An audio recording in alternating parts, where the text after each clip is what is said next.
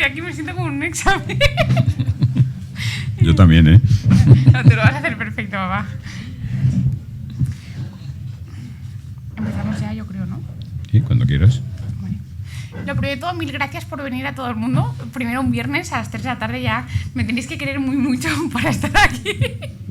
Y lo siguiente, voy a hacer un podcast con creo que la persona que más sabe de metabolismo, de hormonas, que eres tu papá.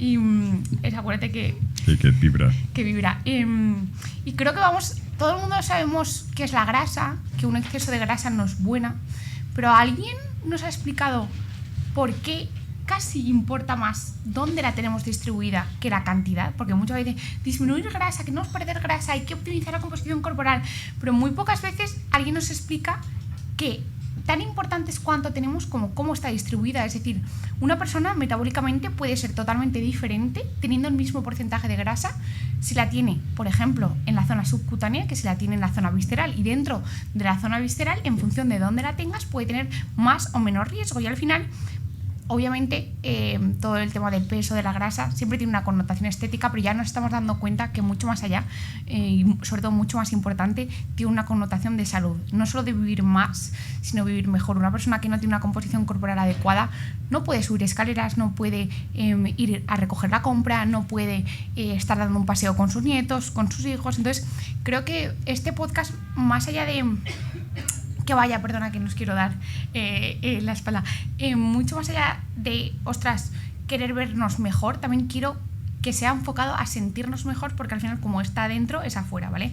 Entonces, sin más, yo creo que vamos a empezar, ¿no?, con la primera pregunta, papá, y es, me gustaría que nos explicaras de manera general cuáles son los tipos de grasa que hay, y que luego nos centremos en un poco la peor, que es la grasa blanca, ¿vale? La que todo el mundo queremos evitar tener un exceso.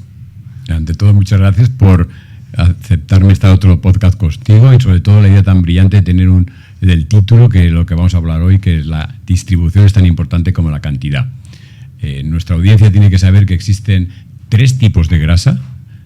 La grasa blanca, que es la grasa que normalmente conocemos todo el mundo, luego está la marrón y luego está un modelo que se llama la beige, que es un tipo de marrón que se puede inducir. Esto cuantitativamente es un poco importante y tiene un papel en la producción de calor. Lo tenía en los mamíferos más pequeños y en los bebés recién nacidos durante unas primeras semanas de vida, y después ya desaparece su importancia. Pero nos centramos en la grasa blanca, me imagino, en este podcast. La primera palabra es heterogeneidad. Tanto en la cantidad como en la distribución, tanto de la gente que tiene la cantidad que debería de tener o la que tiene más de la que debería de tener, la palabra es heterogeneidad. Y luego lo veremos a lo largo del podcast, si te parece bien, cómo se solapan las bases genéticas con las bases medioambientales. Por eso es tan difícil muchas veces precisar cuantitativamente la cantidad que tiene que ser la correcta y que si tiene más influencia los genes que el medio ambiente y viceversa. Luego, si te parece bien, lo hablamos. Tejido adiposo blanco, lo tenemos en condiciones normales, es el subcutáneo, que es el abdominal, el femoral y el gluteal. Y luego tenemos el visceral, que puede ser retroperitoneal y peritoneal, que es el importante. Los médicos y los biólogos y los farmacéuticos sabemos que eso le llamamos, dentro de la intraperitoneal le llamamos la grasa aumental. Para el gran público es la grasa que está en las vísceras, visceral, el nombre general. Y luego también puede estar mesentérica, que es una arteria que está mesocónica. Pero vamos a ver, claramente, la subcutánea por un lado y la visceral por el otro lado, con diferentes subtipos. Entonces, para un poco recentrar lo que tú estupendamente has dicho, tenemos 3 tipos de grasa, que está la grasa blanca, la marrón y la beige.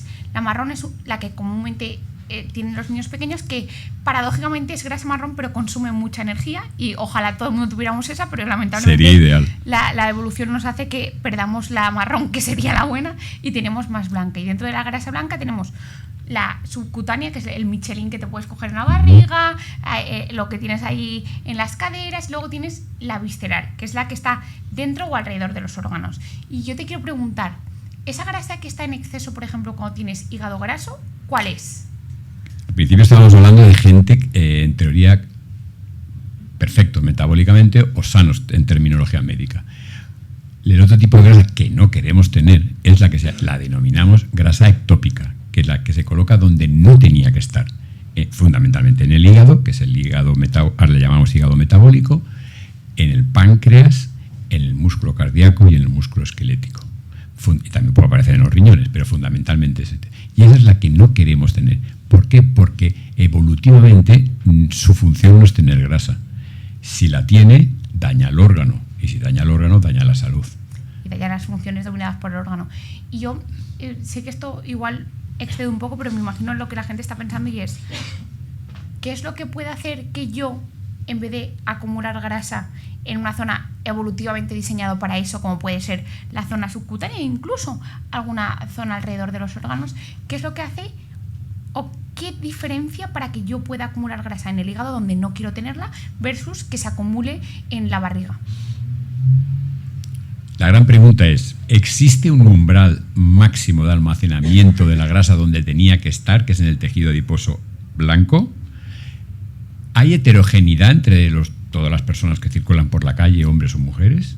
Y la contestación es sí, que hay un umbral máximo y hay mucha heterogeneidad.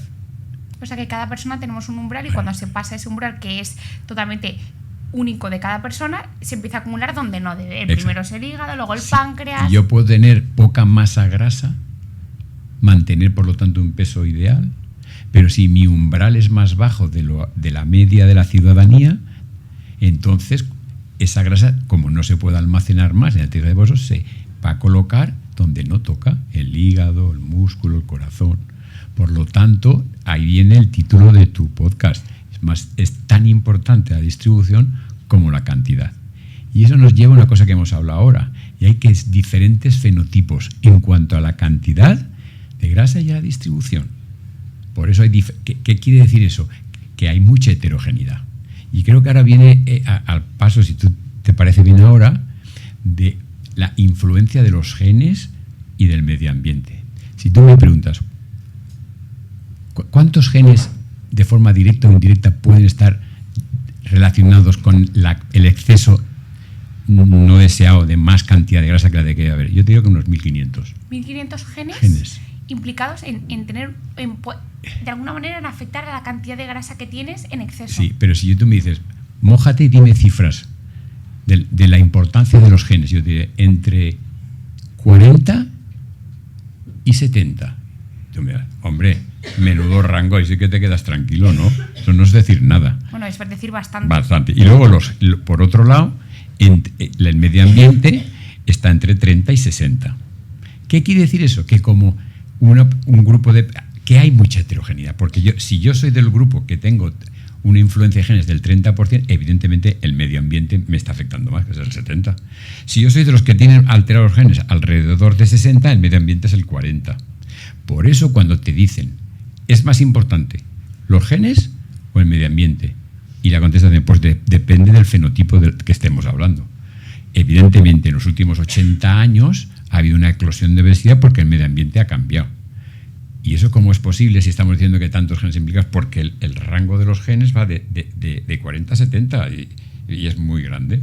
Luego, por lo tanto, hay que tener en cuenta que estamos hablando de mucha heterogeneidad. O sea, yo lo que entiendo es que al final la genética carga la pistola y el ambiente aprieta el gatillo. Correcto. Es decir, tú tienes una predisposición que lamentablemente a día de hoy, con todos los avances, no podemos cambiar nuestros genes, pero sí que podemos modular cómo de graves o no graves se expresan esos genes. Es decir, si yo tengo una genética que por X y Z no vamos a entrar, pero oye, está claro que los genes afectan porque hay personas que haciendo exactamente lo mismo que la otra persona y aparentemente teniendo el mismo estado de salud, unas analíticas comparables, oye, viven en el mismo sitio, mismo tipo de trabajo, son compañeros de trabajo, comen prácticamente muy similar, hacen lo mismo, claramente los resultados son claro, porque si yo tengo una base de genes del 30, a esa persona, si se controla el tipo de comida que hace, la come saludable, hace ejercicio, entonces controla mucho porque es No, pero lo que te quiero decir es que depende de él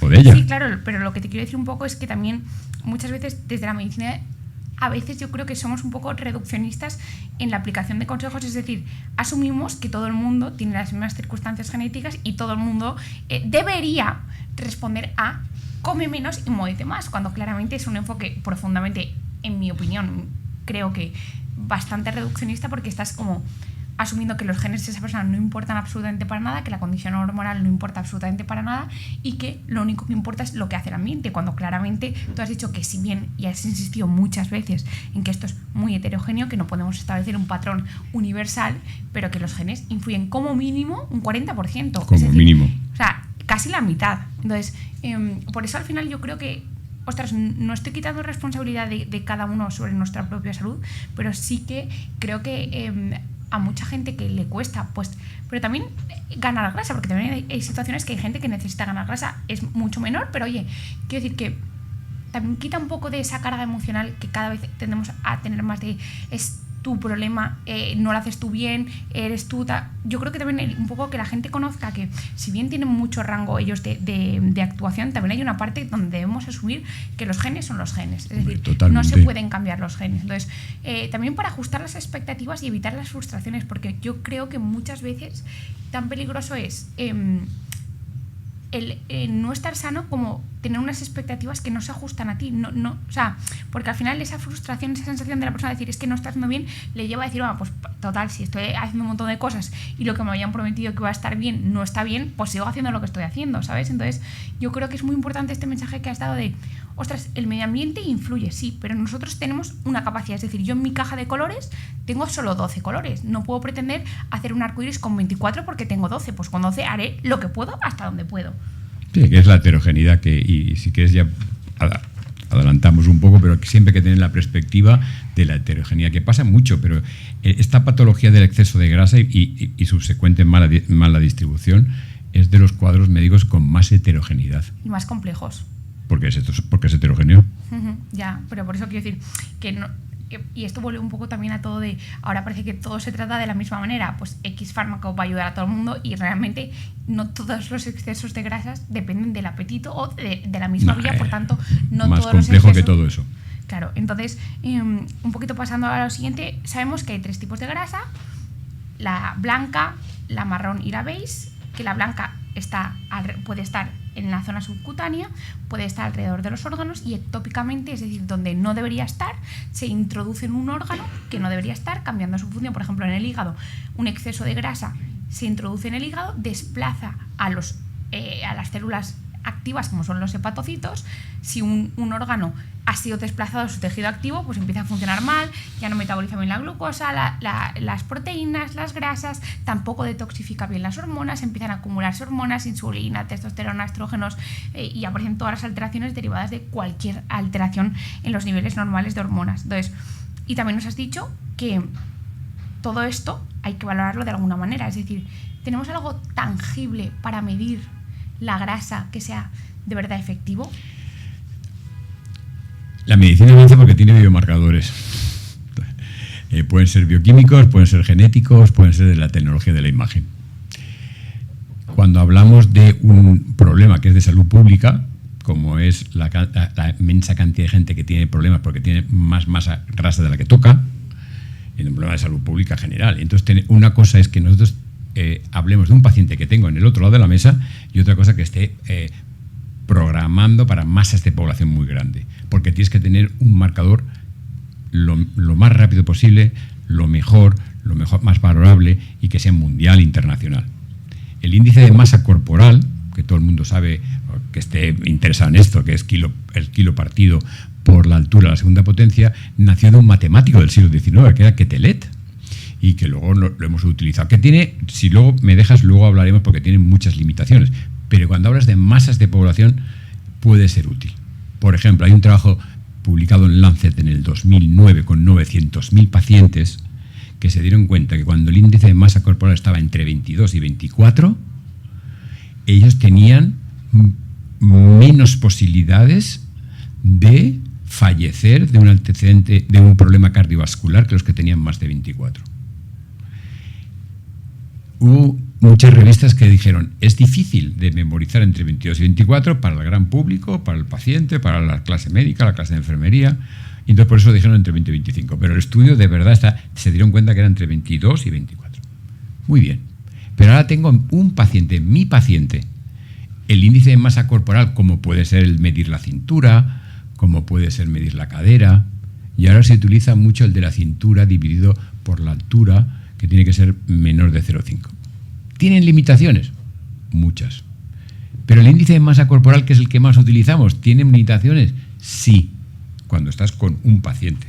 ¿Cuáles? Pero realmente, perdón que te interrumpa, dentro de estas mediciones el índice de masa corporal es mucho peor. Sí, por eso vamos a hablar ahora de las limitaciones. Pero es mucho mejor. Por ejemplo, tú has dicho, tienen limitaciones tanto el IMC como el índice cintura-cadera, cuando realmente la medición del perímetro de la cintura se ha demostrado profundamente superior al IMC, porque es capaz de valorar no solo que esa persona tenga un exceso de grasa, sino lo que a mí más me interesa profundamente es si eso está correlacionado con un aumento de grasa visceral y con un inadecuado metabolismo de la insulina. Ahora vamos a eso, porque la tecnología está cambiando rápidamente y sobre todo Pero que eso es una medición que haces con un metro, claro, y con altura. Sin altura. Pero me refería a ese que estaba hablando yo de la cintura partido por la altura, ¿no? Que en la Sociedad Americana de Cardiología y la Europea lo valora mucho ahora con el riesgo cardiovascular. Pero si vamos al IMC, que es el que se usa para las masas de datos muy grandes, ¿cuál es la limitación? La primera, que no es específico. La segunda, que no valora la heterogeneidad. Y la tercera y peor de todas, que no sirve para nada para saber la distribución. A mí, por ejemplo, me sale un IMC de 28, claro. de sobrepeso. Y uno puede decir de la audiencia, bueno, pues yo quiero saber cuál es mi distribución. Y entonces, como lo sé, pues me hago una resonancia, un TAC. Hombre, eso, ¿qué es lo más sencillo? Una ecografía. Pero las ecografías, hay muchos hospitales en España, ya empieza a haber en algunos, pero en Estados Unidos y en el Reino Unido, y hay muchos, y en Corea del Sur, ya la gente cuando empieza a hacer la residencia le dan una pequeña tableta que es un ecógrafo. Yo lo tenía, es así.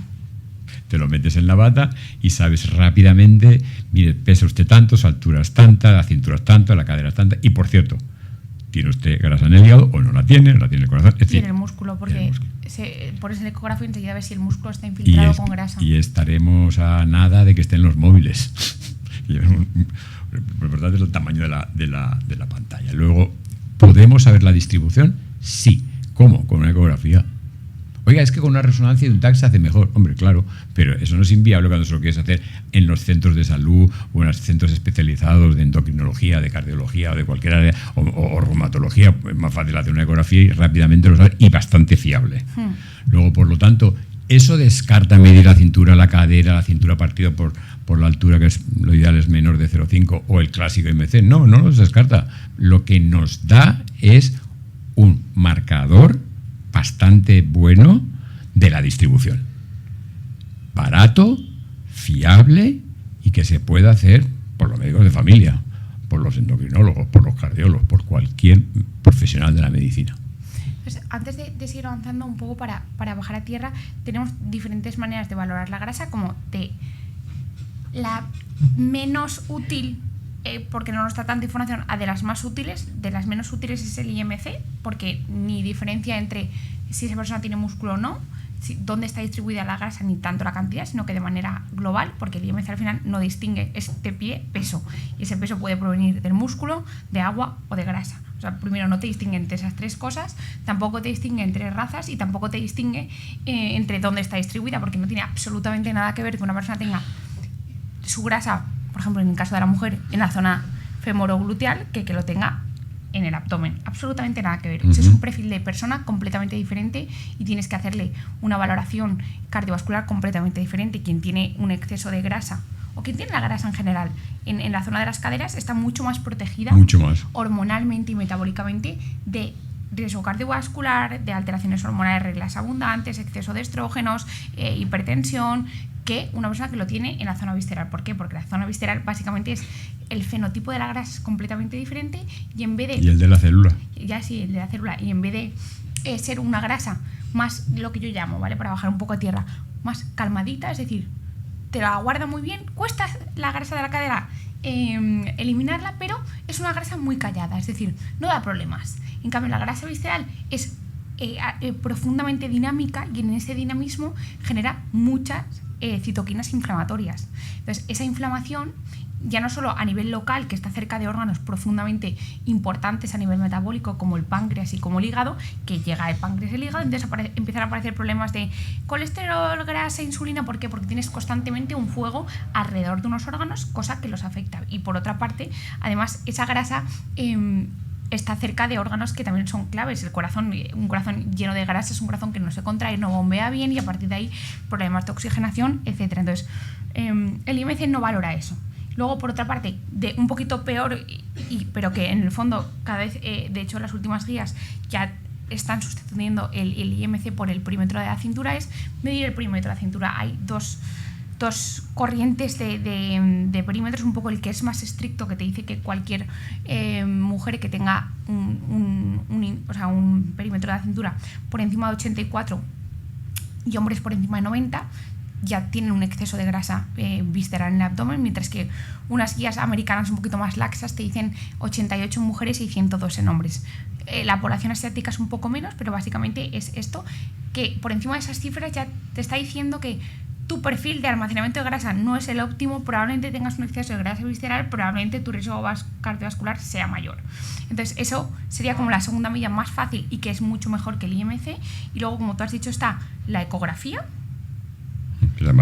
que es fácil, que lo puedes medir, que te dice tanto la cantidad, la distribución, y por tanto te da una valoración un poco más amplia. Y luego ya, pues nos ponemos un poquito más pejilleros, está la resonancia y el TAC. Pero eso es para estudios académicos más que para el día a día, salvo un caso excepcional. Pero me gustaría, si me dejas, si todo el mundo sabe de la audiencia que la grasa visceral es peor que la abdominal, lo sabemos, y sabemos los médicos cómo lo valoramos y cómo informamos a los pacientes. Pero me gustaría hacerlo muy sencillo, es decir, ¿por qué es peor? ¿Por qué? Lo que acabo de explicar, sí, ¿no? Pero a nivel un poquito molecular me refiero. Sí, de la grasa abdominal, de la femoral, de la gluteal, los comités de ética dejan, si lo explicas bien, te dan autorización para hacer una biopsia y sacar un poquito de grasa. Y si lo explicas muy bien, para la visceral, los cirujanos en un momento determinado, con el consentimiento del paciente, el consentimiento de ética del hospital, pues te dejan coger un poquito de grasa. Y si esa la llevas al laboratorio y la expandes, las células esas, estamos hilando fino. La insulina siempre bloquea la degradación de la grasa. Ya está, eso es inapelable. Pero mira, la bloquea más en la subcutánea y en la femoral, en los adipocitos, que de la visceral. Cuando pones catecolaminas en el cultivo, la visceral libera más grasa que en la subcutánea y que de la subcutánea femoral y gluteal. La visceral, los ácidos grasos, ¿dónde van? Al hígado. Por eso es peor, porque favorece más el hígado graso, como tú has explicado. Por lo tanto, una vez más, es mucha heterogeneidad, incluso cuando estás hilando fino, ¿eh? Y por eso la visceral, en términos, digamos, bioquímicos, es la explicación de por qué es peor que la abdominal. Vale, entonces... Abdominal, femoral, gluteal. Sabemos que hay tipos de grasa, cómo se puede valorar, que es mucho peor tener la grasa visceral que la grasa subcutánea, y la pregunta que igual mucha gente se hace es: ¿hay alguna manera de reducir, atenuar, que sabiendo lo que da nuestra genética, que no acumulemos tanta grasa a nivel visceral? Yo tengo en mi cabeza lo que yo te diría si me autohiciera esa pregunta. Empieza tú. Sí, te hiciera esa pregunta, pero empieza tú. Yo creo que, vale, pues si empiezo yo creo que no lo quiero decir, pero no, empieza tú. Yo considero que, sabiendo las limitaciones que tenemos, que habrá gente que tienda a acumular más grasa fenotípicamente por fuera. Ostras, pues es una persona que no parece que tenga un exceso de grasa, pero cuando le haces una ecografía puedes intuir con análisis las transaminasas, el metabolismo, la insulina, que probablemente esa persona a nivel visceral tenga un exceso de grasa. Creo que lo mejor que puedes hacer, tú mismo lo has dicho, cuando se extrae grasa, esa grasa responde diferente a la insulina. Por tanto, yo creo que es clave mejorar el metabolismo de la insulina. Mucha gente la insulina solo la asocia al azúcar y hay que evitarla. La insulina es una hormona que es necesaria, porque si no fuera necesaria para vivir, no la tendríamos. Eso para empezar. Pero el problema siempre, como yo siempre digo, es tanto el exceso como el defecto. Una persona que no tiene insulina es una persona que sufre diabetes tipo 1, y hasta que se inventó la insulina, se descubrió la insulina, mejor dicho, las personas se morían 10, 20 años como mucho, ¿vale? El problema es que actualmente hemos pasado de esto a tener un exceso de insulina. Un exceso de insulina cuando no debería haber, porque la insulina tiene que producirse en los picos donde debe producirse y luego una pequeñita cantidad de manera crónica para mantener la glucosa estable. Ese exceso de insulina lleva a incrementar la probabilidad de que acumules más grasa visceral y además es un círculo vicioso porque tú tienes un inadecuado metabolismo de la insulina, tiendes a acumular más grasa visceral. Tú acabas de decir que la grasa visceral encima preferentemente va al hígado. Un hígado lleno de grasa es un hígado que es resistente a la insulina. Tu páncreas produce más insulina para revertir eso, más insulina, y es el círculo que nunca acaba. Y luego la visceral libera más citoquinas proinflamatorias, que va directamente al aporte y aporta al hígado. Justo, es lo que yo, o sea, claro. Lo he dicho por dos. Pero lo que tú pones de manifiesto es una cosa muy importante, es que, por ejemplo, mucha gente circula por la calle que tiene resistencia periférica a la insulina y no lo sabe. No, ya, un montón. La resistencia periférica a la insulina cursa con hiperinsulinismo como consecuencia inmediata. Y solo, pero eso está ahí dañando, ¿eh? Sí, claro, por eso es ahondando en lo que decías, eso está ahí dañando. Solo cuando falla los mecanismos de transcripción de los genes del páncreas, de la GLUT2 y demás cosas, entonces aparece la diabetes. Es que esa persona, es lo que yo siempre digo, es que al final muchas veces la medicina llegamos muy tarde. O sea, esa persona lleva probablemente años con un inadecuado metabolismo de insulina, que si alguien le hubiera explicado esto a la persona, pues oye, aplicaría medidas de estilo sencillamente de vida, mirando el índice OMA. Sí, o sea, exacto, pero la gente, o sea, pero si no se le explicas la importancia, o sea, yo creo que la gente... todo el mundo es inteligente si se lo explicas bien. Entonces yo creo que la gente, independientemente de que no seáis médicos, podéis intuir que en el cuerpo nada es inmediato, a no ser que salgas a la calle, te caiga una maceta y te mueras, ¿vale? Las cosas suelen ser progresivas. Y al final la gente entiende como que la diabetes aparece un día para otro, el síndrome metabólico aparece un día para otro, el colesterol aparece un día para otro, que te lo hayan pillado a ti en un análisis de un día para otro. Y luego yo creo que la gente tiene derecho a saber y tiene derecho a exigir. Sí, claro. Y tiene deber de también como ciudadanos de cumplir las normas generales, pero tiene derecho a saber y tiene derecho a exigir. Es muy sencillito, ¿eh?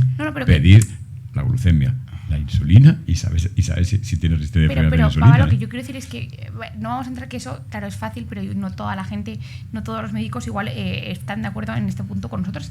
Y hay que ser un papá, sí, o sea, no vamos a entrar en cómo están siendo el sistema, pero la realidad es que a mí lo que me cuentan es que siendo nosotros igual tú y yo lo podemos ver más fácil porque para nosotros es claro, cristalino, que esto es lo mínimo que hay que hacer, pero no siempre es así. O sea, no vamos a entrar ya, pero entonces yo creo que si la gente entiende cómo es el mecanismo de pasar de un metabolismo adecuado de los carbohidratos, de la grasa, y cómo la insulina juega un papel clave, tanto en toda la pérdida de este equilibrio como en el círculo vicioso que continúa y perpetúa esto, al final la gente también primero puede anticiparse sin necesidad de ir al médico. Ostras, ¿cómo? Pues mejorando el metabolismo de la insulina, porque si hemos dicho que un inadecuado metabolismo de la insulina, y siempre es un inadecuado, porque no quiero poner foco en que la insulina sea el problema, es un inadecuado metabolismo de una hormona que lleva a que haya un exceso de insulina.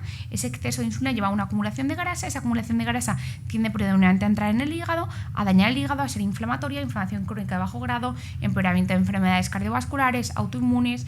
Un exceso de grasa en el hígado lleva a un inadecuado metabolismo de proteínas, de grasas y de carbohidratos.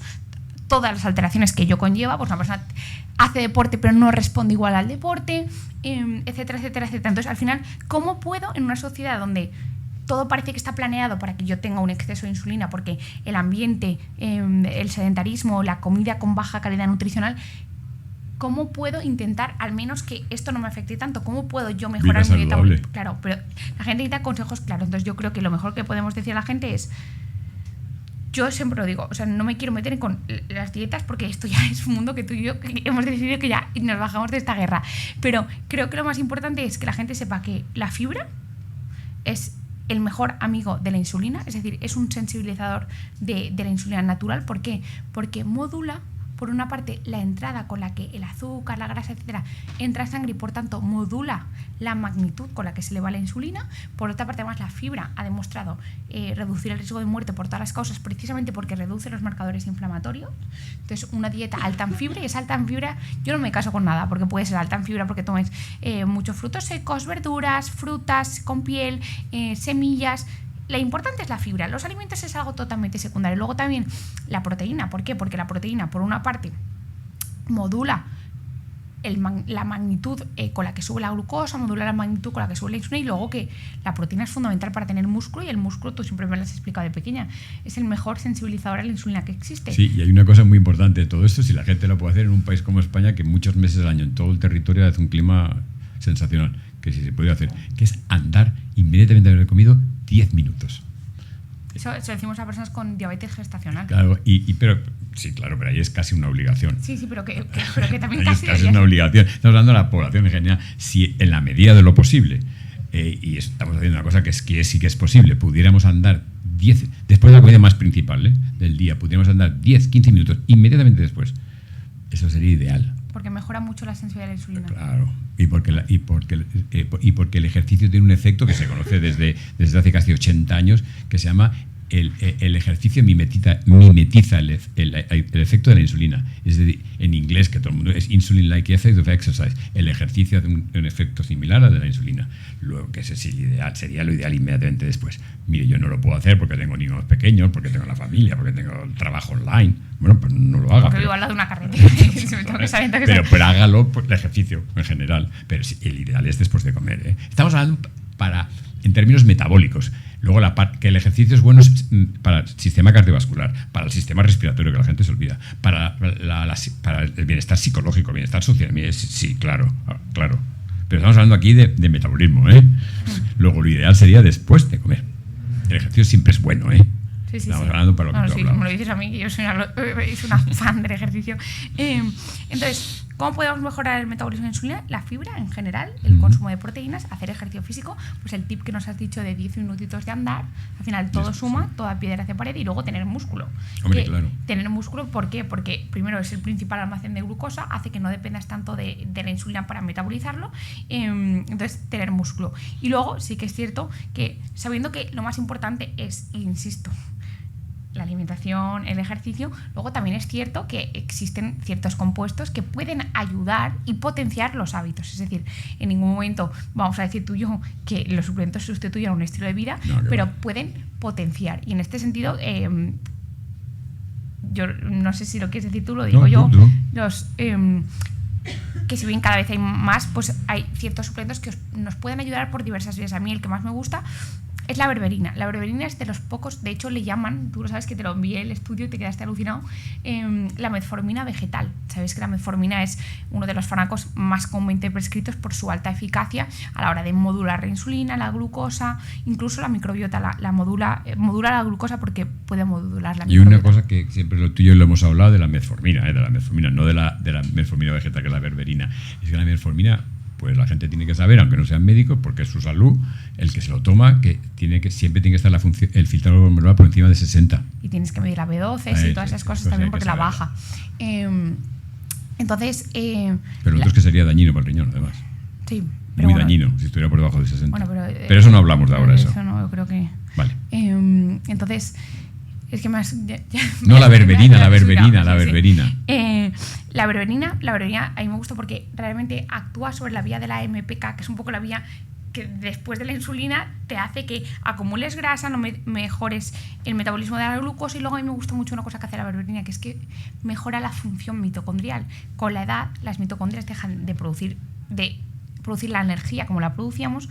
Una célula que no funciona bien es una célula que con el tiempo tiende a morirse. Una célula que se muere es una célula que perdemos funcional, es una célula que predispone a que no funcionen bien, donde hay muchas mitocondrias, en el músculo, en el hígado, en el corazón. Entonces la berberina también ayuda a modular la producción de energía celular, cosa que es positiva. Luego también a mí me gusta mucho también la ginebra silvestre, que poca gente lo conoce, que es un extracto muy amargo, que precisamente por lo amargo que es, uno te disminuye el apetito, porque hiperestimula todos los puntos del apetito, que no solo están en la lengua, sino están a lo largo de todo el sistema, y te hace que no te apetezca tanto el dulce. Y luego también a nivel hepático parece que mejora la respuesta del propio hígado a la insulina. Es decir, el hígado no necesita tanta insulina para hacer sus funciones que dependerían de ella. Y luego también a mucha gente se olvida, pero el inositol, el mioinositol, tú lo sabes, que sí, mejora el metabolismo de la insulina porque hace que tu célula sea mucho más sensible. Es decir, en vez de necesitar 3 unidades de insulina para hacer el mismo efecto, con uno dice, no te preocupes, no produzcas más insulina, que a mí me va estupendo.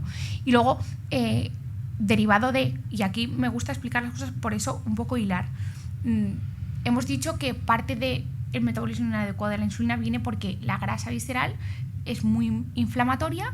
Cuando tú tienes mucha inflamación, esa cascada inflamatoria va dañando las células, daña el hígado. Un hígado dañado es un hígado que no metaboliza bien carbohidratos y grasas, por tanto el cuerpo produce más insulina para intentar compensar esto. Entonces, si tú bajas la inflamación crónica, también mejoras el metabolismo de la insulina indirectamente. Por eso muchos compuestos como la N-acetilcisteína, la silimarina derivada del cardomariano, el licopeno, la coenzima Q10, la astaxantina también mejoran el metabolismo de la insulina, no directamente como la berberina o como la gineba o como el minoxidil, sino porque mejoran la inflamación y por tanto mejoran el ambiente metabólico y evitan que tu hígado te... Y menos resistencia periférica. Claro. Y hay una cosa que, fíjate, si vamos a cuantificar un poco, una persona, cualquiera de los que nos siguen en el podcast, hombre, mujer, vida saludable, sano, un tipo de dieta occidental sana, razonable, produce entre 25 y 30 unidades de insulina al día. Una persona que tiene resistencia periférica a la insulina puede producir 60, 70, 80, 90, 100. Si te vas a gente... Estamos hablando de 25 a 100. Claro, 25, 30, 100. Luego hay gente que tiene una diabetes tipo 2, que el médico de cabecera, el endocrinólogo, el cardiólogo, todos combinados, pues dan fármaco, la insulina. Y hay veces que se tienen que poner insulina 60 unidades, 70 unidades. Yo he visto pacientes que además de la suya propia, 120 unidades 120. de insulina. Y cualquiera que esté sano, entre comillas, tenga una vida saludable, está entre 25 y 30. Esto lo digo cuantitativamente para que la audiencia, lo que nos escuchan, para que sepan la magnitud de lo que estamos hablando. No estamos hablando de 2 o 3 unidades más, estamos hablando de incrementos del 300%, del 200%, estamos hablando de un incremento muy serio. Y cada día hay más resistencia a la insulina. Pero es que parece que la gente dice, no, incluso la bien informada dice, no, yo tengo resistencia periférica a la insulina, tengo un hiperinsulinismo reaccionario, si me falla el páncreas, que ya lo acabo de oír, porque me lo has contado, Juan, entonces acabaré abocado, si es así, a una diabetes tipo 2. No. Pero es que eso es un porcentaje no muy grande los que acaban así. Los que se quedan con resistencia periférica a la insulina, y ahí están, dentro de muchos años veremos que juega un papel en la patología de muchas nuevas enfermedades o en el entendimiento más moderno de las enfermedades. Eso, es que cuando yo era estudiante, el síndrome ovárico poliquístico, nadie me decía que era la resistencia periférica a la insulina importante, y ahora es fundamental. Y un montón de la insulina es una hormona anabólica. Hombre, claro. Entonces, un exceso de insulina, como una persona que necesita 120 unidades de insulina versus 25, eso estimula también las vías de crecimiento. Muchos cánceres están derivados del hiperinsulinismo. Lo que pasa es que eso la gente no lo cuenta. A la gente que la insulina tiene efectos metabólicos sobre carbohidratos, proteínas y lípidos, y efectos no metabólicos. Que son los que tú contabas en la universidad. Que es proliferación celular y crecimiento celular. O sea, que no es tanto yo no quiero tener un exceso de insulina porque no quiero tener un exceso de grasa, es que el exceso de insulina, como tú bien has dicho, el mínimo de los problemas para mí es tener diabetes tipo 2. O sea, es que ovario poliquístico, reglas abundantes, disminución de la testosterona en hombres y en mujeres, enfermedades neurodegenerativas, incremento del riesgo de tumores. Es que la insulina es tremendamente anabólica. De hecho, se hacen un crossover los receptores de insulina con los de hormona de crecimiento. Ah, claro. Y por eso también, por ejemplo, la insulina produce acné, porque prolifera las células, prolifera la secreción de las glándulas sebáceas. Al final es una hormona que al final casi el mínimo de los problemas es tener diabetes tipo 2, casi. Hombre, decir, sí, estamos ahora marcando nota para que se dé la cuenta que no es todo diabetes tipo 2, que hay muchas más cosas. Porque, insisto, resistencia a la insulina que cursa con hiperinsulinismo, no todos acaban en diabetes tipo 2. Muy pocos, de hecho. Muy pocos, porque tienen que juntarse un fallo del páncreas. Pero todo eso condiciona lo que tú has contado muy bien. Entonces, pues, seguimos adelante. Sí, porque hemos dicho, perdona, que esto no estaba planificado. Lo digo un poquito largo, sí. Sí. Entonces, tenemos los tipos de grasa blanca, marrón y beige. Tenemos que has explicado que importa tanto la distribución como la cantidad, que la distribución en ectópica incrementa nuestro riesgo global, cardiovascular, metabólico, que la podemos medir por diversas cosas, desde el IMC, el índice de la cintura-cadera o el perímetro de la cintura, luego con ecografía o TAC y resonancia. Luego, me gustaría que nos dijeras si existe un umbral máximo en la capacidad de almacenamiento del tejido adiposo. ¿Cómo lo podríamos ver? ¿Cómo lo podríamos saber? Y después, por último, no solo si existe un umbral máximo en la capacidad de almacenamiento, sino qué implicaciones puede tener esa mala distribución y cómo los tejidos hablan entre sí en cuanto a la grasa se refiere. Vamos a ver. Lo hemos comentado al principio del podcast y ahora lo vamos a entrar un poco más detalles. Existe un umbral máximo de almacenamiento en el tejido adiposo, tanto en el subcutáneo, tanto en el visceral, femoral, gluteal, intraperitoneal, visceral. Sí, hay un umbral máximo. Pero aquí tropezamos con un problema, que es la heterogeneidad. Hay mucha heterogeneidad. Por eso, en estudios, digamos, de medicina académica, que sí que se hacen con resonancias, se han llegado a, cuando estamos hablando de cantidad de masa grasa y de distribución, se ha llegado a ver 4 subtipos diferentes. 4 subtipos. Sí, fenotípicos. Y cada uno de ellos con muchos subtipos a la vez. Por ejemplo, el ideal. Como los 4 generales. El ideal, el número 1, el que todos querríamos estar. Cantidad, la perfecta. Distribución, la perfecta. Distribución perfecta, ¿qué significa? Que está todo en el tejido adiposo blanco. Y cuando hago el escáner, el hígado no tiene, el riñón, los 2 riñones no tienen, el corazón no tiene, el páncreas no tiene, los músculos de las piernas y los brazos no tienen. Perfecto. Genética privilegiada. Vale. Te vas a su historia clínica, cintura, perfecto. Cadera, perfecta. Índice de masa corporal, ideal, 24. Magnífico. Vale. Nos vamos a otro. Misma edad, mismo peso. Cintura, parecida. Cadera, parecida. Índice de masa corporal, perfecto, 24. Le haces el escáner y tiene grasa en el corazón, en los músculos, en el hígado, en los riñones. Ese segundo tipo, luego descubriremos si el nombre está bien puesto o no, ¿eh? Mucha gente, en términos médicos, le llama el delgado con problemas por exceso de mala distribución de la grasa. Ya tenemos un segundo subtipo. O sea, que por fuera estás bien, pero por dentro está fastidiado. La cintura es perfecta, la cadera es perfecta, el índice de masa corporal es perfecto, todo es perfecto, pero haces el escáner y digo, oiga, usted... Segundo gran subtipo. Tercer subtipo. Cintura, más de lo que toca. Cadera, más de lo que toca. Índice de masa corporal, mal. Claramente es... Visualmente. Tiene mucha cantidad de tejido adiposo graso. Le haces el escáner. Y dice, madre mía, y encima lo tiene usted en el hígado, la tiene usted en el corazón, la tiene usted en el músculo. Es decir, este señor es el subtipo de tiene más de la que toca y además mal distribuida. Tercer subtipo. Cuarto subtipo. Cintura, más de la que toca. Cadera, la medida, más. Índice de masa corporal, altísimo. Cintura, talla, más de 0,5. Claramente, más masa grasa de la que toca. Le haces el escáner y dices, hombre, usted no tiene en el hígado, enhorabuena, usted no tiene en los riñones, usted no tiene en el páncreas, usted no tiene el corazón. Es lo que la gente llama, que a mí me parece un nombre totalmente desafortunado, que es exceso de masa grasa, pero sano. Digo, eso es mucho apretar, pero bueno. Sí. Vale, luego tenemos 4 subtipos. O sea, y luego de ahí empiezan ya los pequeños. Cada uno de esos ya tiene otros subtipos. Tenemos 4 que es como el hallmark, el que eres estupendo, tienes una genética brutal porque estás por fuera en las mediciones perfecto y por dentro en la distribución perfecta. El que por fuera en las mediciones está perfecto pero por dentro está fastidiado. El que por fuera y por dentro en las mediciones está fastidiado. Y el que por fuera parece que está fastidiado en las mediciones pero, oye, por cosas de la genética la tiene bien distribuida. Y que aparentemente en ese momento actual esa distribución le está sosteniendo y está sano, pero eso no quiere decir que en 10 o 15 años como yo no me fuerce atrevería mucho a decirle, máquina, oiga, usted está sano, yo no me atrevería tampoco. a decírselo, pero estamos hablando como esos 4. En este momento parece que no tiene repercusiones actuales en el órgano. Luego tenemos 4 subtipos grandes y a su vez muchos subtipos, que nos lleva al principio del podcast. Es una heterogeneidad brutal. ¿Quieres destacar alguno de los subtipos o con los 4? Hombre, yo me creo que para todos, la audiencia y todos los que nos oyen, todos queremos el 1, No, me he preguntado mal.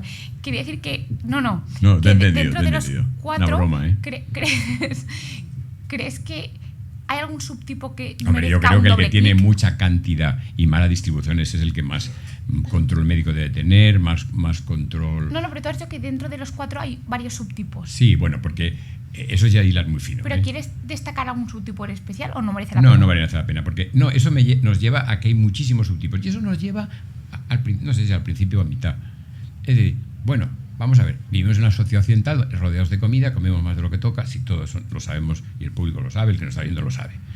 Pero al final nos lleva otra vez que los tejidos hablan entre sí, y eso lo hablamos después, pero rematar un poco lo que hemos dicho antes, que al haber tanta heterogeneidad no hay porcentajes cortantes. Es decir, ¿cuál es el porcentaje de genes que influyen? Pues mire, entre el 40 y el 70. ¿Y de medio ambiente del 70 y el 60? Pues depende, es que depende de ¿usted en qué fenotipo cae? Yo se lo diré, el porcentaje, ¿usted en qué genotipo cae? Por eso te puedo decir, cuando te hacen una pregunta, y a mí me han dicho, dígame usted cuál es el porcentaje en la sociedad moderna, el medio ambiente, que muere muy mal, ¿cuál es el porcentaje del medio ambiente? Y otro de los genes. Y diré, pues mire, déjeme que le especifique que hay muchos fenotipos. Fenotipos quiere decir el aspecto de lo que cómo se manifiesta la biología en el cuerpo humano. Hay mucho y por tanto no se lo puedo decir. Vamos a poner un caso de medicina que no tiene nada que ver con esto, en donde ahí no admite discusión. Vale. Oiga, yo tengo un dolor precordial, las troponinas, marcadores de un infarto, las tengo elevadas, y me hacen un electrocardiograma, es típico de un infarto, yo tengo un infarto, y eso es indiscutible. Punto. Porque ya está. No hay más vuelta de hoja. No hay más vuelta de hoja. Y aquí sí que hay mucha vuelta de hoja cuando especificas. ¿Por qué? Porque hay muchos fenotípicos. Yo no he visto ningún problema patológico que tenga tanta heterogeneidad. Tampoco probablemente en problemas psicológicos también, pero eso no es nuestro tema. Estamos hablando de metabolismo. Sí, trastornos del neurodesarrollo quizá también, hay mucho espectro. Pero la heterogeneidad es una base de la evolución. Y si tú me hablas que los tejidos hablan entre sí, sí. Si tú dices, por ejemplo, cómo explicamos, o cómo se explicaba, se intenta hacer un poco mejor, cómo explicábamos, porque es compartimentalizado el conocimiento cuando ahora es todo transversal. ¿Cómo explicamos ¿A qué te refieres con que ahora el conocimiento es transversal? Porque si yo voy a explicar, por ejemplo, funciones metabólicas del hígado, el hígado hace síntesis de lípidos, sí, cuando hemos comido muchos carbohidratos, pero muchos es muchos, y explico la síntesis de lípidos, lo explico con todo detalle, pero eso va a repercutir porque van a salir más VDL, entonces ese VDL va a pasar a la sangre, entonces como refieres a que todo está relacionado, claro. Y por tanto, ¿qué ocurre? Que hay mucha heterogeneidad. ¿Cómo sabemos el umbral a día de hoy aplicado a nuestros pacientes? Oye, usted va a tener un umbral alto de almacenamiento, no va a tener problema, no, usted lo va a tener bajo, ¿sabes? Lo único que podemos valorar cuantitativamente ya bien es su consecuencia. ¿Por qué? Porque hacemos las medidas y encima le hacemos una ecografía rápida. Yo creo que lo mejor, papá, en ese sentido, entonces es, como no sabemos identificarlo antes a tiempo, lo mejor que puede hacer la persona es que, conociendo cómo es un poco la cronología de los hechos, prevenirla. Hombre, claro. No, pero es que el hombre, claro, solo se puede prevenir efectivamente cualquier cosa si la gente sabe cómo hacerlo. No podemos exigir a la población, usted prevenga la obesidad, si la persona no entiende, por ejemplo, lo que hemos explicado de la insulina. A los colegios. Claro, el problema es que llegamos tarde. Porque hay que ir a los colegios. Pero también hay que ir... Sin asustar ni a los niños ni a los padres, pero hay que ir a los colegios, sí, a explicar la vida saludable. Y la vida saludable pasa... Y también a la gente adulta, porque... Bueno, pero si de pequeñito ya te han ido... Ya, pero hay que empezar también ahora, ¿sabes? Sí, claro. Entonces, al que es adulto ya también, pero porque si es que un país cuando organiza su sociedad dice, bueno, los próximos 40 años, ¿cómo que solucionan esto? Pues empieza con el colegio. Oiga, que yo tengo 40 años, pues también a usted se lo voy a explicar también, pero para que un problema... Yo creo que esto es una educación de colegio, pero además seriamente, de colegio. Lo digo honestamente, porque estamos hablando de patrones de vida saludable. Y por eso hay que valorar tanto la diversidad. La diversidad es muy importante. La gente tiene que saber que la diversidad es muy importante. Que nosotros somos productos de la diversidad y de la heterogeneidad. Y el que discuta eso es que nos ha leído la origen de las especies. No, pero tú sabes que cada vez más, yo te lo comento siempre a nivel personal, que es complicado hacer esto que tú dices, y te lo digo yo que estoy a diario en redes sociales, porque a la gente le encanta encasillar como bueno o malo, o haces esto o eres poco menos que idiota por no hacer lo que yo digo que es. Y hay un reduccionismo de la salud que es cada vez, a mí me es más complicado que divulgar con esta tendencia de bueno o malo, estás en el equipo A o B. ostras, yo creo que pero eso es ignorar una cosa fundamental, eso es tener una aproximación binaria pero a una cosa es que la salud se está volviendo así en redes pues, sociales. equivocado, porque la vida para este tipo de cosas no es blanco y negro, hay blanco roto, más oscurito, gris, muy gris, muy sí, pero que este negro. mensaje moderado que estamos hablando tú y yo, lamentablemente la gente, o sea, está sometida a otro mensaje completamente polarizante. Es que la gente a mí ya me escribe y me dice, es que no sé si es bueno tomar arándanos con yogur porque han dicho que inhibe esa absorción. O sea, ya son a la máxima potencia la elevación de la pues complicación. Entonces, la gente ya, pero porque papá, la gente para buscar ha perdido, la gente que divulga, en vez de sentarse y decir qué es lo que probablemente más necesita la gente. Yo no soy un ejemplo de nada, ¿vale? Mira, te voy a poner un ejemplo con el COVID. Yo miraba la CNN, me imagino que mucha gente, yo la miraba, y en la CNN había el doctor Gruppa de Atlanta, que hacía una divulgación fantástica, era fantástica. Serena, tranquila. Simultáneamente estaba el presidente Trump diciendo que tomara lejía a la gente, de unas barbaridades, pero inmediatamente enchufaban y hablaba el doctor Gruppa, que de Atlanta, que lo hacía sensacional, que era un cirujano, por cierto. Por tanto, ¿por qué he contado esta anécdota? Porque lo que tiene que buscar la gente es divulgación de calidad. Ya, pero que tú lo haces porque tú lo ves, porque tú no consumes, o sea, sí, me encanta tu punto de, sí, pero tu punto de vista es un poco más naif, más es posible. Más naif, y yo tengo la otra parte que es un poco la que a mí veo todos los días y me cuenta la gente, que yo leo cientos de mensajes todos los días. Y lamentablemente predomina la cultura del miedo, del desconocimiento y de la viralidad. Es decir, papá, tú en tu cabeza tienes que cualquier médico o cualquier persona dedicada al mundo sanitario, farmacéuticos, enfermeros, su objetivo primario es ayudar a la gente a vivir más y mejor. Claro. Lamentablemente, eso no es el objetivo actual. El objetivo actual se ha viralizado, o sea, se ha polarizado a ver qué me da más views y con cuánta polémica. Ergo, voy a hacer un vídeo de no puedo mezclar arándanos con yogur. Ergo, que si ahora me dedico a que si X alimento es malo y eres poco menos que te vas a hundir tu salud por tomar este alimento. Entonces, al final, papá, la gente, en vez de tener, tú dices, busca información de calidad. ¿Cómo saben que esa información es de calidad? Porque aparentemente mucha gente que hace eso también son médicos. No, si yo no estoy diciendo, yo sé que busca de calidad, y por eso es problema educacional, que lo hemos dicho, empieza por los niños y ese problema dentro de 20 años lo tendremos menos. Pero yo creo que, como esa información de calidad, yo creo que lo mejor que puede hacer es que la persona no olvide que tiene una cabeza para razonar. Entonces, cuando una información le empieza a hacer perder su capacidad de raciocinio, es decir, cosas que, aunque no sean médicos, la inteligencia artificial va a ayudar mucho a quitar a todos los que mienten y a todos los que asustan a la gente. Les va a ayudar mucho, pero estamos hablando en los próximos años, pocos, 1, 2 o 3. Todos llevamos en el teléfono el WhatsApp. Y ahora en el WhatsApp tenemos una aplicación que Pero es el origen de dónde saca el ChatGPT, porque tú estás acostumbrado a que en estudios científicos se hacen inteligencias artificiales de núcleos de estudios, pero el ChatGPT que utiliza la gente habitualmente, eso, el origen de donde te da la respuesta son de cualquier foro, de cualquier blog. Me estoy sonriendo porque esto es un tema que ya hablamos, creo que en otro podcast. Mira, si tú coges una Coca-Cola y la echas donde te lavas las manos, el agua se hace toda oscuro. Si tú lo echas en la bañera y echas una Coca-Cola, ya medio oscuro. Y si lo echas en una piscina olímpica, ni se nota. Y si lo echas al Mediterráneo, ni se nota. La cantidad masiva de datos fiables que va a tener la inteligencia artificial, porque la inteligencia artificial aprende de sus errores, aprende de los errores que metes allí. Entonces, va a ayudar mucho a toda la ciudadanía y para temas médicos y no médicos. Y yo soy un forofo de la utilización de la inteligencia artificial como mecanismo de información fiable en términos generales. Todo podemos decir, oiga, yo he puesto en la inteligencia artificial este tipo de paciente y mire la barbaridad que me ha dicho. Mire, sí, claro.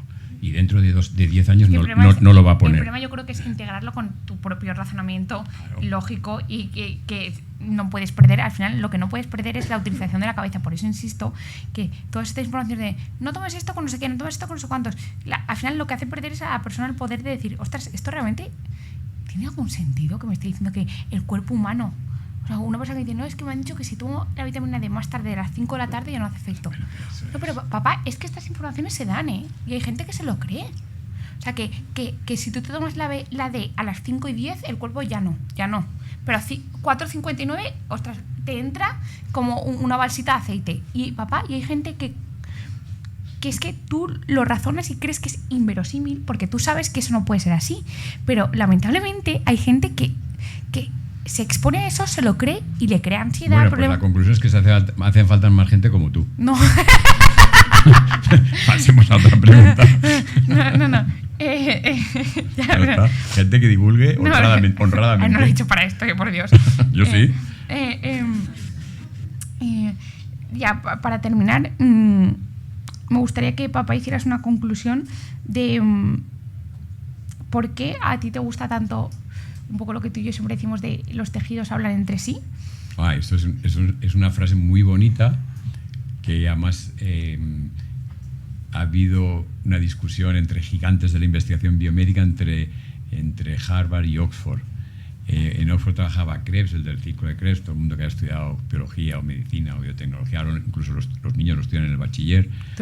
Tú trabajaste con él. Sí. Dilo, ya que me dices a mí. Sus discípulos, Eric Nielsen, Eric Williamson, de la escuela de Oxford, decían que los tejidos hablan entre sí. Eso lo decía el famoso George Cahill, catedrático de bioquímica y endocrinología de Harvard. Los de Oxford decían que lo había hecho Cahill. Cahill decía, no, que va, eso es del gigante de Krebs, eso ya son de los... En cualquier caso, eran dos polos de grandes investigaciones metabólicas del siglo XX, y pone de manifiesto una cosa que le dieron el premio Nobel a un matrimonio, al Cori, los doctores Cori, eran los dos, que son los primeros que lo pusieron en el ciclo de Cori, que no lo voy a explicar ahora, no tiene sentido, que los tejidos hablan entre sí. Lo descubrieron en los años 30 del siglo pasado, y las cosas han costado. Ahora no tiene sentido hablar de metabolismo, ni de nada, si no estás pensando en todo el sistema. No tiene nada. Y en el resumen de lo que hemos podido hablar hoy es que el ser humano se adapta a todo, que es heterogéneo, que es diverso, y fijaros, en un tema con tantos fenotipos como la gente con más grasa de la que le toca, si la diversidad lo hace difícil de entender, pero lo hace también muy atractivo y te explica por qué gente responde mejor a un tratamiento que a otro, por qué gente responde mejor a un tipo de vida que a otra. Y eso la vida es diversidad. Sin diversidad no podríamos adaptarnos. Ya está. Por eso, procesos patológicos, como cuando hay más masa grasa de la que toca, la diversidad lo hace más complicado. Pero la diversidad no está hecho para complicar eso, está hecho para que nos podamos adaptar. Y me vas a permitir que acabe. Somos capaces de correr un maratón. Somos capaces de estar varias semanas en ayunas, solo bebiendo agua. Somos capaces de aguantar grandes cantidades de temperatura. Somos capaces de muchas cosas porque nos adaptamos. ¿Y por qué nos adaptamos? Porque somos diversos. Punto. ¿Cómo puedo aguantar yo un maratón? Porque puedo utilizar cuerpos cetónicos y ácidos grasos libres, no de glucosa. ¿Cómo puedo aguantar yo muchas semanas de ayuno? Porque estoy utilizando ácidos grasos libres, cuerpos cetónicos, el cerebro empieza a consumir muchos cuerpos cetónicos, incluso más que azúcar, que glucosa. Por lo tanto, fíjate lo que es la paradoja. La grandeza nuestra es la diversidad.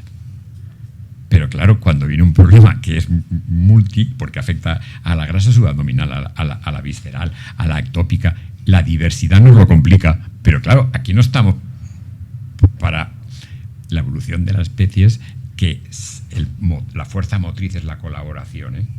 No que el grande se coma al pequeño. El que dice eso no se ha leído el origen de las especies. La colaboración es posible por la diversidad. Y los tejidos se colaboran. Y por lo tanto, yo creo que el mensaje que tenemos que dar, pero tú ya lo cierras, es que cuando estamos hablando de más masa grasa, el problema se complica por la diversidad de fenotipos. Y que el mismo paquetito no vale para todos. Mire, usted haga esto, y si usted no disminuye la masa grasa, pues a saber lo que le pasa. Hay que valorar la diversidad y ahí está. Y a medida que avance la medicina, pues encontraremos el tratamiento de medicina de precisión para este gran problema social, sociomédico y social y psicológico y de cualquier área. La palabra es diversidad.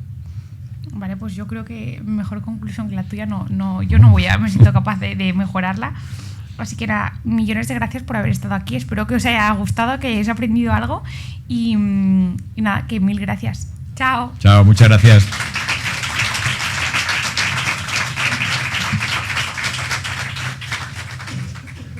No sé si tenéis alguna duda, si os ha gustado, si no. Yo estoy Tengo todo el rato que queráis. ¿Existe báscula bioimpedancia? Sí. ¿Podemos usar esa información? Sí, saber con la impedancia, que la cantidad de masa grasa, la cantidad de masa muscular.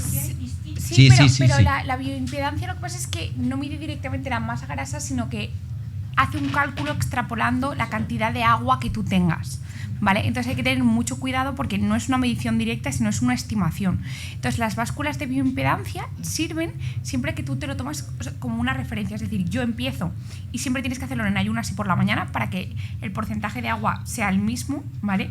No puedes hacerlo ni antes ni después de ejercicio. Entonces, si tú siempre lo haces en las mismas condiciones y con la misma báscula, aunque el valor neto no sea el más fiable, sí que es fiable tu evolución. Es decir, si con tu valor, imagínate, yo me compro una báscula, me la hago el lunes a las 8 de la mañana, justamente he ido al baño, orino y me hago la báscula.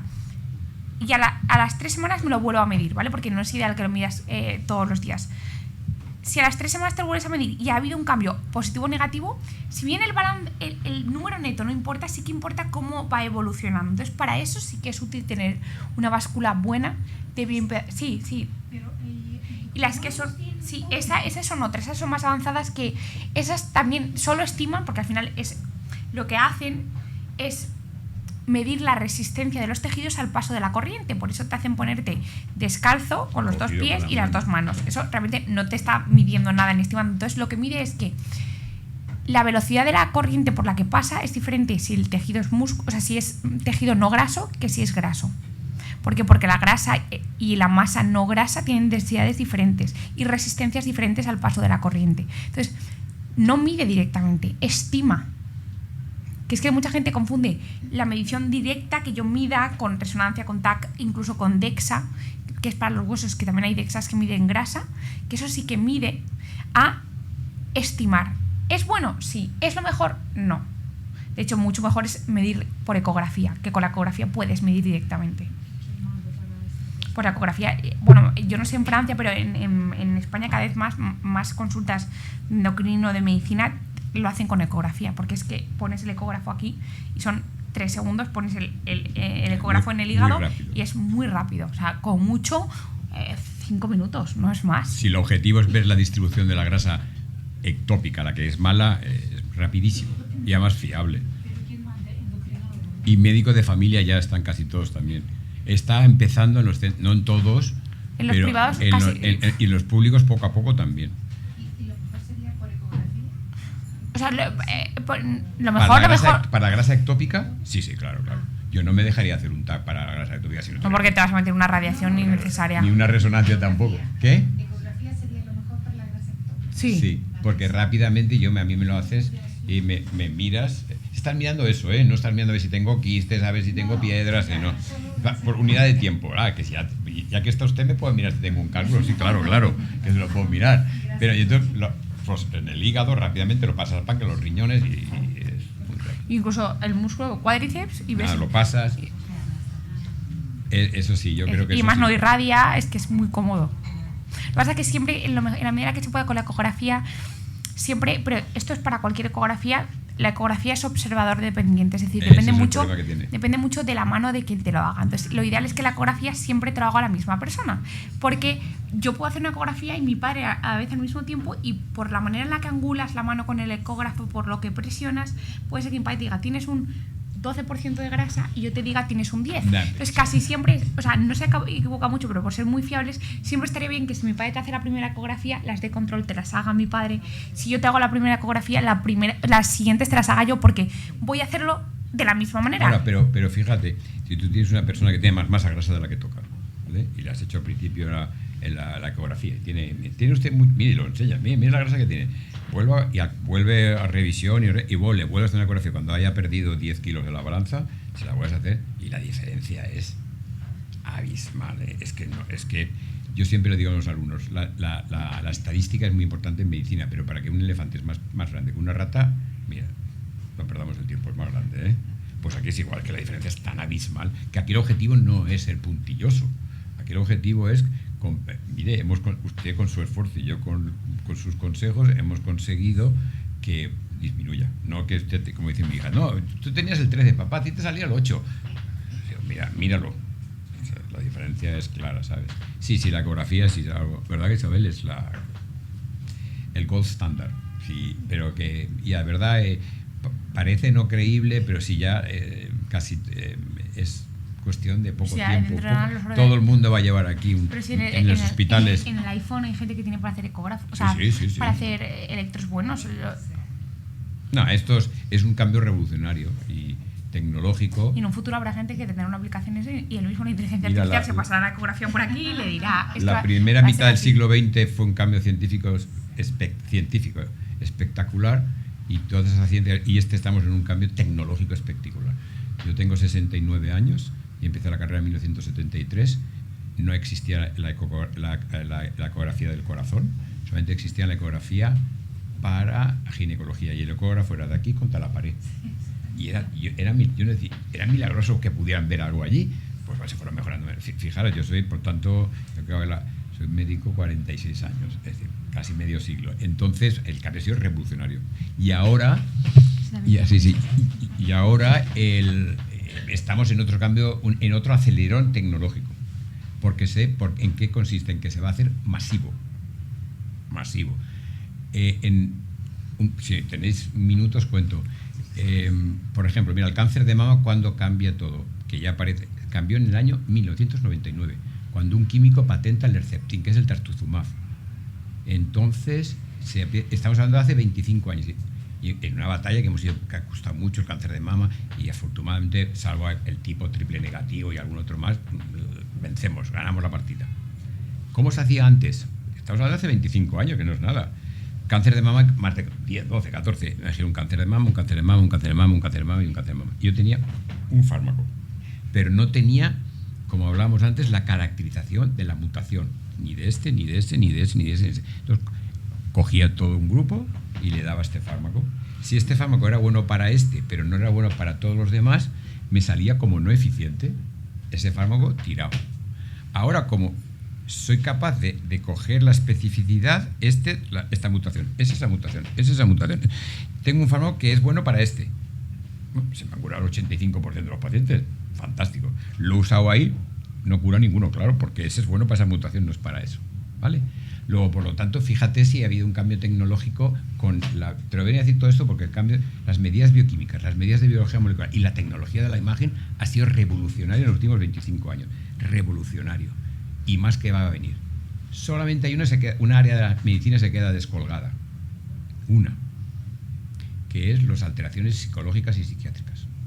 Porque no tenemos biomarcadores. Punto. ¿Cómo diagnostico que uno tiene una crisis maníaca? ¿Cómo diagnostico que uno tiene una esquizofrenia? Hablando el paciente, el familiar, el paciente.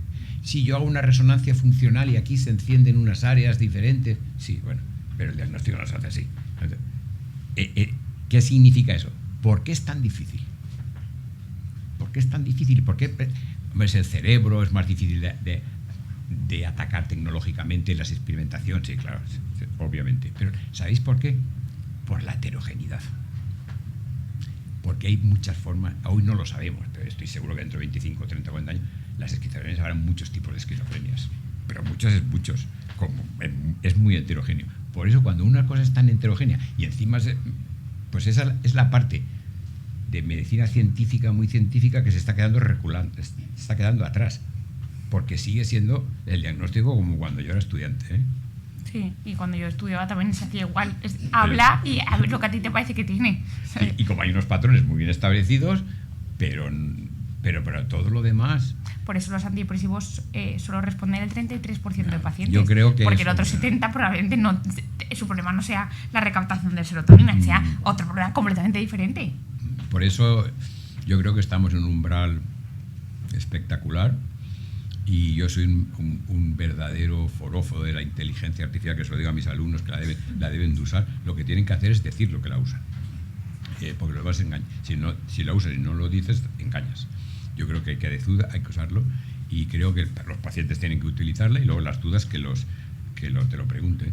Porque yo siempre le digo a mis pacientes, mira, si a mí yo me leo el Código Civil, entenderlo puede que lo entienda, pero eso no me hace abogado, ¿eh? Luego un paciente pues lee un prospecto, ¿no? Se mete en inteligencia artificial y se informa porque pues ya va preparado con el médico. Yo creo que el paciente tiene que prepararse su entrevista con el médico. Lo digo sinceramente. Incluso para una pregunta para una vista que no sea un poco superficial. Y yo soy un forofo de eso. Bill Gates dice que la inteligencia artificial va a hacer que los médicos casi desaparezcamos. No, va a haber necesidad de menos. Quito la psiquiatría, que creo que eso ahí hace falta muchos psicólogos, médicos, enfermería, asistentes sociales, ahí faltan muchos, pero lo demás lo que va a haber voy a poner un ejemplo, la radiología. ¿Desvalidan los radiólogos? No. ¿Por qué? Por los radiólogos está la parte intervencionista, que también la inteligencia artificial la va a hacer más fácil. Y luego la otra, pues para revisar lo que ha hecho la inteligencia artificial, en vez de haber 100 radiólogos, habrán 15, 20. ¿Sobrarán los médicos? Falso. Para que se irán a las áreas donde más hacen falta, y donde más hacen falta es en psiquiatría, en la parte psicológica. Esa es, pues es lo que decía mi hija, si es que hoy uno puede saber que tiene un infarto con el reloj. El infarto, vaya al hospital, y acierta. El 80% se acierta, ¿sabes? Pues eso. Si tenéis... Sí. Gracias, Isabel, igual por compartir el conocimiento con todos y todas. ¿Ahora? Sí. Para el fenotipo delgado no sano, ¿alguna recomendación o consejo que nos puedas dar para monitorizar la salud? Especialmente cuando somos jóvenes y no nos quieren hacer ninguna analítica porque estamos jóvenes, pero igual hay que cuidarnos y... Ay, sin analítica me lo pones. Difícil. En general.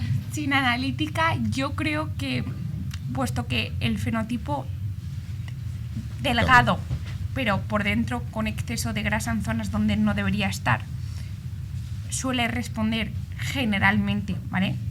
Generalmente a un exceso de inflamación crónica y un inadecuado metabolismo de la insulina. Si no me puedo hacer nada, y me dices, Isabel, sin nada, ¿no? ¿Estás en mitad de África? No. Lo abordaría con el tema de la alimentación, priorizando alimentos con más perfil antiinflamatorio y antioxidante, siendo el nutriente principal para mí la fibra. Soy muy pesada, pero es que creo que es un punto donde la gente todavía no tenemos interiorizado la importancia de la fibra. De hecho, es de los pocos nutrientes donde solo existe un mínimo y el máximo es lo que tú puedas tolerar. O sea, el mínimo de consumo de fibra, mínimo, para no tener problemas de salud, son 14 gramos por cada 1000 kilocalorías consumidas. Mínimo. Máximo no existe. De hecho, hay un estudio que a mí me pareció maravilloso, claro, pero tienes que tener una tolerancia gástrica, que consumiendo 150 gramos de fibra al día, o sea, sí, pero papá, es que disminuyó el colesterol de 300 en 4 semanas sin fármacos a 100. Sé que es muy difícil eso, pero quiero decir, pone en manifiesto al final la importancia que es la fibra. De la fibra, y poco lo valoramos. Y como estamos fuera del micrófono, si estuviera con micrófono... No, pero déjame que acabe la pregunta, va. Déjame que acabe la pregunta. Es incrementar el consumo de fibra, porque eso metabólicamente te va a hacer mucho más sana. Priorizar el consumo de proteínas, y aquí ya entramos en lo mismo. Como no está el micrófono, yo sé que cada vez más parece que cualquier cosa que no sea seguir una dieta estrictamente vegana parece que eres inferior, pero también yo creo que la salud engloba muchas más cosas, ¿vale? Entonces yo priorizaría proteínas, priorizar también en la medida en la que puedas proteínas de origen vegetal, pero eso no quiere decir que bajo determinados contextos cada persona, o sea, quiere decir que no vas a ser menos dedicado por la salud por la que tomes clara de huevo, quiero decir, no hay ningún problema más allá de la parte más ética, que también es igual de respetable, pero digo a nivel de salud. Entonces te diría fibra, proteína, luego el arco iris, brócoli, coliflor, remolacha, espinacas, todo eso también tiene esos polifenoles, el tomate, ese licopeno, esos antioxidantes que van a reducir esa sobrecarga oxidativa, y luego ya como extra cualquier suplemento que te ayude a mejorar el metabolismo de la insulina y la inflamación, pues lo he dicho, berberina, licopeno, coenzima Q10, extracto de cereza, todo, astaxantina, omega 3, todo esto. Pero en cuanto a alimentación no puedo hacerme nada, no puedo saber nada, pero sé que no tengo un fenotipo, fibra y proteína. Y el color del arco iris. Hoy brócoli, espinacas, luego berenjenas, luego calabacín, luego moras, frutos rojos, arándanos, todo esto. Como estamos fuera del micrófono, estoy de acuerdo con mi hija. Me haría ligeramente vegetariano, pero comería un poco carne y pescado, pero ligeramente, es decir, por ahí. Y la segunda cosa es decir, mire, mi padre era, mi madre era, y lo es, y mire, no me quería hacerlo, pero me lo quiero hacer yo, mire, me gasto mi dinerito y me lo hago. Miraría con las fórmulas habituales, a ver si tengo resistencia periférica a la insulina, porque esos tienen resistencia periférica a la insulina cuando van pasando los años, aunque hagan. Y por tanto es que eso es un índice, es medir la insulina, glucosa y dividido por 405. Lo digo de 405, insulina. Y luego triglicéridos, glucosa con un logaritmo neperiano. No. Ese te lo dije yo. Sí. Pero bueno, el barato, el fácil, insulina por la glucemia y partido por 405. Si está alrededor de 2, ideal, ¿sabes? Y ya no te preocupes y vive la vida. Y ligeramente te deslizas por la cosa vegetariana. Comiendo carne y pescado si te apetece, y huevos y leche, pero ¿sabes? Como mi hija lo ha dicho mejor, multicolor. Ante la duda, verdura. Buenas tardes. Muchas gracias. No está el tema relacionado con lo que estáis hablando hoy, pero aprovechando que vengo desde lejos, no quería perder la oportunidad. El tema de la intercomunicación en el cuerpo. Sí. Cada vez está más comprobado que ciertos probióticos y prebióticos afectan a muchas cosas, como por ejemplo el Parkinson. A nivel endocrinólogo también hay un montón de afecciones. Por ejemplo, no sé si domináis el Neurali, que es algo que está en Estados Unidos, que es el PS128, un probiótico. Y mi pregunta era, a nivel comercial, ¿tienes en mente avanzar con tema probióticos y prebióticos por meter cuña económica de...? No, o sea, gracias. Y ya sabéis que a mí no me gusta hablar de mi marca en general porque parece que si no empaña un poco el mensaje que doy, que yo para nada, o sea, tengo mi marca y considero que son los mejores, pero que cada uno consuma el que quiera si quiere consumirlos. Entonces, yo probióticos sí que tengo, pero probióticos que me parecen fascinantes. Yo desde hace años soy consciente de... o sea, al final lo mismo, todo está conectado y en el intestino está nuestra mayor acumulación del sistema inmune, que es el sistema GALT. Además existe una conexión directa a través del eje nervioso, del eje del nervio vago. Entonces, que es fundamental, sí, que es la panacea como también se intenta vender, tampoco, que es que ahora todo el mundo se sube al carro de si tienes el intestino bien, olvídate las enfermedades, va a estar todo perfecto, tampoco. Tiene su papel y su lugar, pero no es lo único. Luego, porque también yo a veces veo ciertas cuentas o ciertas tendencias que parece que solo importa la microbiota y olvidémonos de los demás porque solo importa eso y con un probiótico te tratas, ¿vale? Entonces, el mundo de los probióticos es un mundo en eclosión que es maravilloso, es tremendamente complejo, tanto que no existe un probiótico para todo, ¿vale? Entonces, cada probiótico, cada cepa, en cada cantidad y siempre que esté vivo en el momento en el que tú te lo tomas, es maravilloso. Lo que pasa es que yo a día de hoy está en marcha, pero sinceramente no tengo la maquinaria en mi laboratorio disponible para crear un probiótico que yo sepa que es la máxima calidad, porque cuando yo lo procese está procesado de tal manera que consigo que esté vivo, que sobreviva en el tiempo que pueda estar en una estantería y cuando tú te lo tomes tengas el beneficio, porque una cosa es producir un probiótico y que en el momento de la producción tenga 2 billones de colonias y otra cosa es lo que llega cuando llega 1 año y medio después de producirlo. Para eso tienes que tener una tecnología muy segura, tienes que liofilizar, tienes que criopreservar, tienes que estabilizar con CO2 supercrítico. O sea, el mundo de los probióticos me parece maravilloso, pero yo no me sentiría tranquila sacando algo ahora que no sepa que está a ese nivel.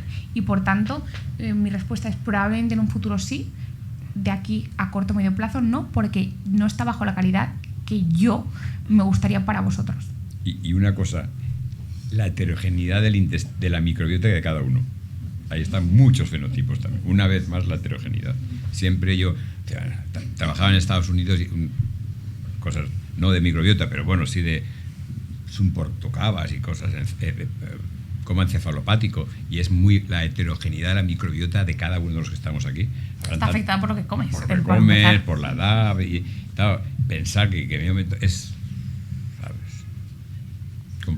No quiere decir que no, al final no salga uno bueno, pero hay que tratar que está diseñado que está muy para meditado. lo que os contaba de un fármaco para un cáncer, para el cáncer es lo mismo, aquí sin cáncer, ¿sabes?